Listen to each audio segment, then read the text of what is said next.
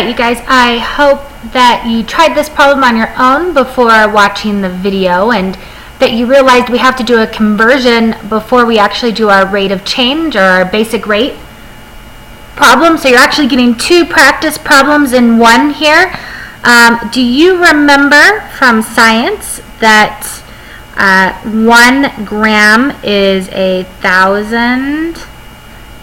Oh, I'm sorry, 1 kilogram is 1,000 grams because kilo means 1,000.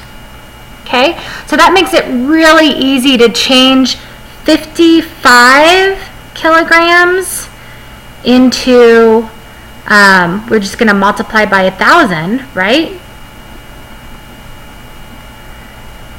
And that is 55,000 grams. So that algebra student weighs 55,000 grams. So now that everything's in the same units, we can actually solve our problem. So be aware of that when you're taking tests or doing homework, because you will get an incorrect answer if everything is not in the same units. So now we can set up our proportion. What do we know about the ant? We know that the ant weighs 1.5 grams, right? And I'm going to make this proportion all about the ant, and he can carry 4 grams of weight, right? Now, so this is how much he can carry, or how much he can carry on the denominator, and his weight on the numerator. Okay, so we have to set up the other one exactly the same with how much the student can weighs on the numerator, which we decided was 55,000 grams, and how much he can carry on the denominator, which is what we don't know. It's our variable. It's our unknown. So that's what we're going to be solving for. So to solve for this, we need to multiply by the common denominator, right? Which is just multiplying the denominators together. So hopefully we've been practicing. The common denominator would be 4 times x, and we've got to do this on both sides. So on the left-hand side of the equation, our 4's cancel, right? And everything's in grams, so grams we can get rid of them. We know our answer is going to be in grams. And on the other side, our x's cancel, which is good. We don't want to have to solve for 3 x's.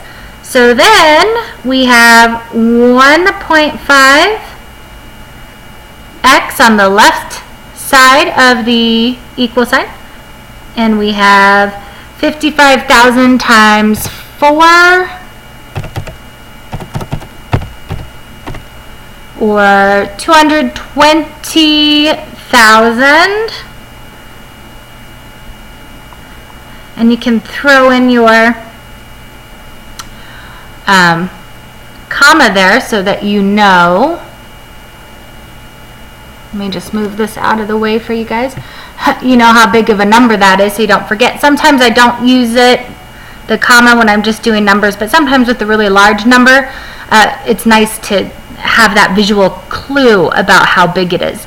So 220,000, I need to get the x by itself, so to cancel out a fraction, I'm going to divide. Fraction means divide by 1.5. This will give me 1, and what you do to one side of the equation, you must do to the other side of the equation. So this is just 1 whole, which means we don't have to have it there. It's just 1. You could call it 1x if you want, is equal to, and then on the calculator, 220,000 divided by, what do we have, 1.5, is 146,666, and I'm going to go 2 decimal places, so 0.67. We have to round because the next number is, oops, doesn't look like I got, oh, doesn't look like I got that very well. 140. Well, you guys can read that off the calculator. It didn't come out very well. Now, this is in grams.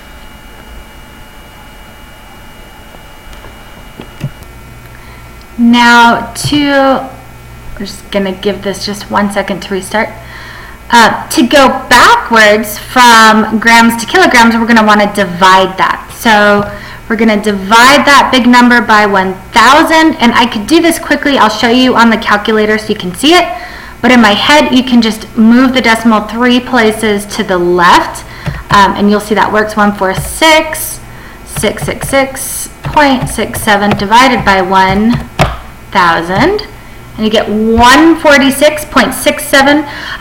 If it ever doesn't tell you how to fart around it, always go 2 decimal places. That's what's expected usually. So we have X is equal to 146.67 kilograms. And now I'm going to write it in a complete sentence for the algebra student. So an algebra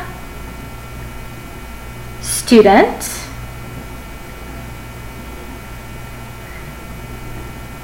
who weighs 55 kilograms would be able to carry 146.67 kilograms.